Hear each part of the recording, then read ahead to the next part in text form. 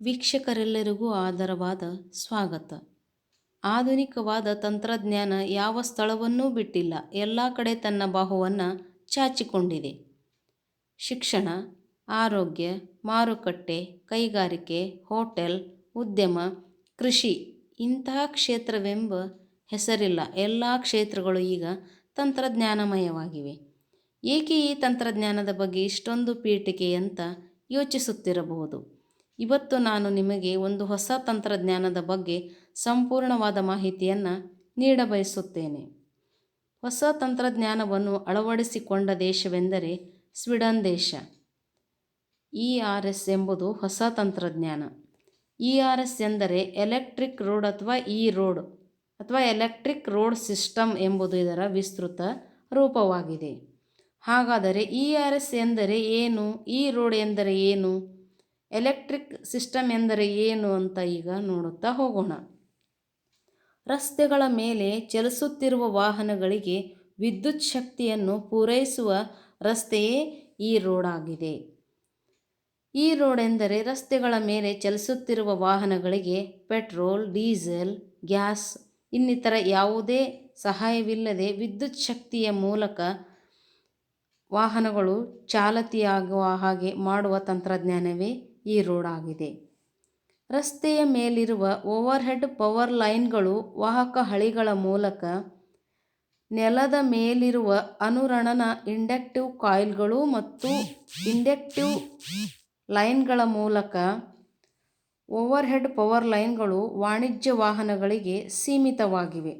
Inductive power ಮತ್ತು ನೆಲಮಟ್ಟದ ಹಳಿಗಳು ವರ್ಗಾವಣೆಯನ್ನು ಯಾವುದೇ ವಾಹನಗಳು ಬಳಸಬಹುದು. ಇಲ್ಲಿ DWPT dynamic power line power transfer ಮೂಲಕ ಈ ವಾಹನಗಳು ಸೇವೆಯನ್ನು ಸಲ್ಲಿಸುತ್ತವೆ. ಇಲ್ಲಿ ಪವರ್ ಮೀಟರಿಂಗ್ ಮತ್ತು ಬಿಲ್ಲಿಂಗ್ ಸಿಸ್ಟಮ್ಗಳನ್ನು ಅಳವಡಿಸಿ ಸಾರ್ವಜನಿಕ ವಾಹನಗಳಿಗೆ ಚಾರ್ಜ್ ಕೂಡ ಮಾಡಬಹುದು.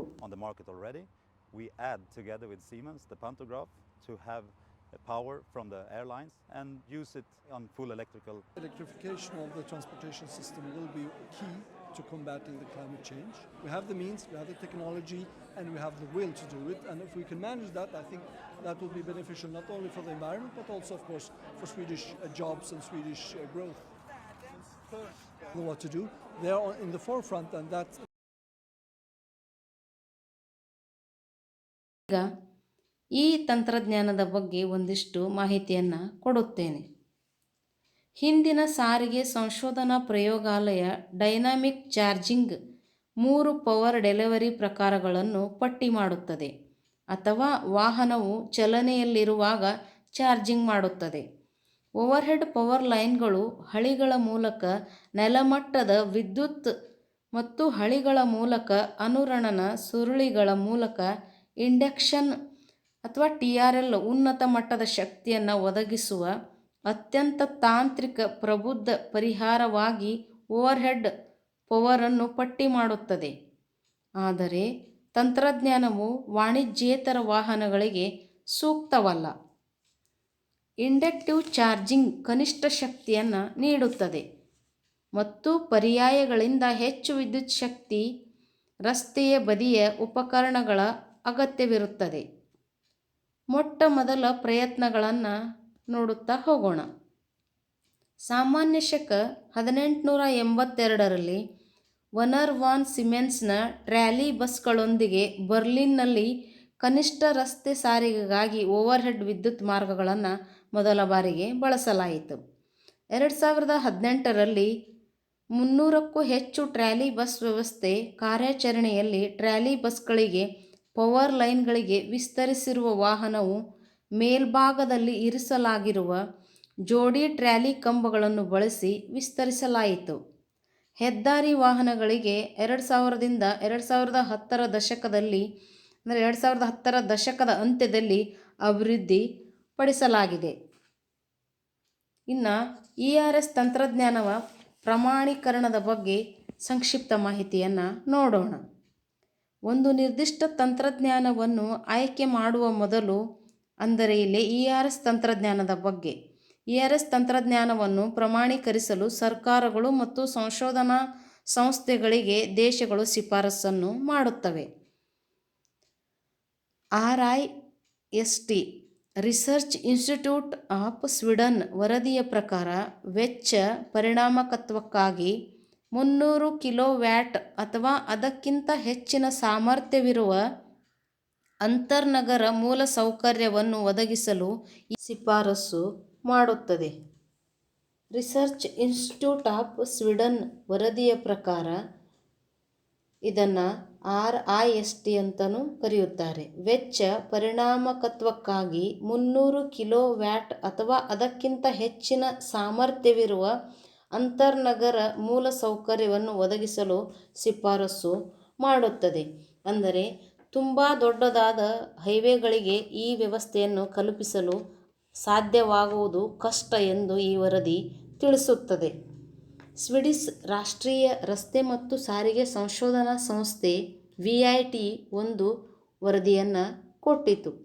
ಪ್ರತಿ ಟ್ರಕ್ಕಿಗೆ 300 ಕಿಲೋವ್ಯಾಟನ್ನು ತಲುಪಿಸುವ ಸಾಮರ್ಥ್ಯವನ್ನು ಹೊಂದುವ ವ್ಯವಸ್ಥೆ ಇದು ಶಿಫಾರಸು ಮಾಡುತ್ತದೆ. ಅಂದರೆ ರಸ್ತೆಯ ಮೇಲೆ 300 ಕಿಲೋವ್ಯಾಟನ್ನು ಒದಗಿಸಿ ಒಂದು ಟ್ರಕ್ಕಿಗೆ ಚಲಾವಣೆ ಮಾಡಲು ಇದು ವ್ಯವಸ್ಥೆಯನ್ನು ಮಾಡಬೇಕು ಎಂಬುದು ಇದರ ಅರ್ಥವಾಗಿದೆ. French ministry of ecology working ಗ್ರೂಪ್ನವರು 44 ಟನ್ ಟ್ರಕ್ಗಳಿಗೆ 440 ಕಿಲೋವ್ಯಾಟನ್ನು 2% ದರ್ಜೆಯ ಉದ್ದಕ್ಕೂ ಗಂಟೆಗೆ 90 ಕಿಲೋಮೀಟರ್ಗಳಲ್ಲಿ ಅಥವಾ ಕನಿಷ್ಠ 250 ಕಿಲೋವ್ಯಾಟ್ನಲ್ಲಿ ಚಾಲನೆ ಮಾಡಲು ಶಿಫಾರಸು ಮಾಡುತ್ತದೆ. ಅಂದರೆ 440 ಟನ್ ಭಾರವಿರುವ ಟ್ರಕ್ಗಳಿಗೆ 440 ಕಿಲೋವ್ಯಾಟ್ ಶಕ್ತಿಯನ್ನು ರಸ್ತೆಯು ಒದಗಿಸಬೇಕಾಗುತ್ತದೆ. ರಸ್ತೆಯ ಉದ್ದಕ್ಕೂ ಅಂದರೆ 90 ಕಿಲೋಮೀಟರ್ ಚಲಿಸಿದರೆ ಕನಿಷ್ಠ 250 ಕಿಲೋವ್ಯಾಟ್ ನಾವು ಶಕ್ತಿಯನ್ನು ಆ ವಾಹನಗಳಿಗೆ ಪೂರೈಸಬೇಕಾಗುತ್ತದೆ.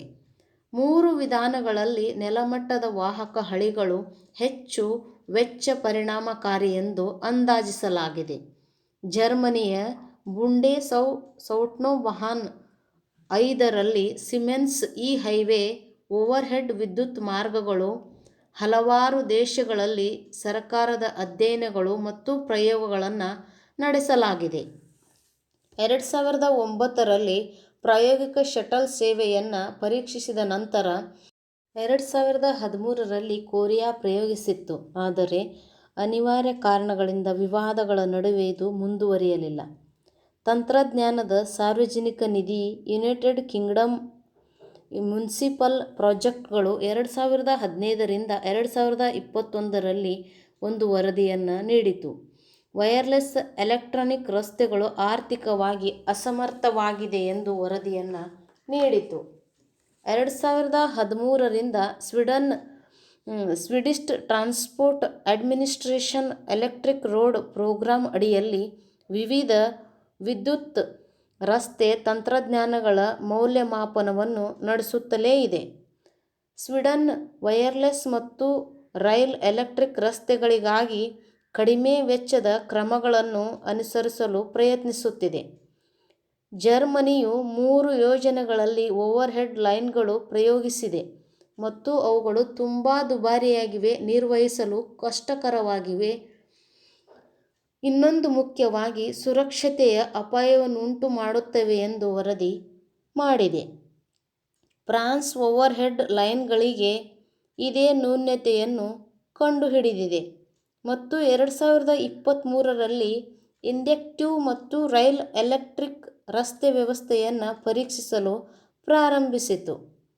ನಿಯಮಿತ ಮಧ್ಯಂತರಗಳಲ್ಲಿ ಚಾರ್ಜಿಂಗ್ ಸ್ಟೇಷನ್ಗಳು ಅಳವಡಿಸಲಾಗಿರುವ ನಿಯಮಿತ ರಸ್ತೆಯನ್ನು ನಾವು ಎಲೆಕ್ಟ್ರಿಕ್ ಹೈವೇ ಎಂದು ಕೂಡ ಕರೆಯಬಹುದು. ಇಲ್ಲಿ ಒಂದೇ ಮಾತಿನಲ್ಲಿ ಹೇಳುವುದಾದರೆ ರಸ್ತೆಯ ಮೇಲೆ ಚಲಿಸುತ್ತಿರುವ ವಾಹನಗಳಿಗೆ ಸುಗಮವಾಗಿ ಚಲಿಸಲು ವಿದ್ಯುತ್ ಸಂಪರ್ಕವನ್ನು ಕಲ್ಪಿಸುವ ವ್ಯವಸ್ಥೆಯಾಗಿದೆ.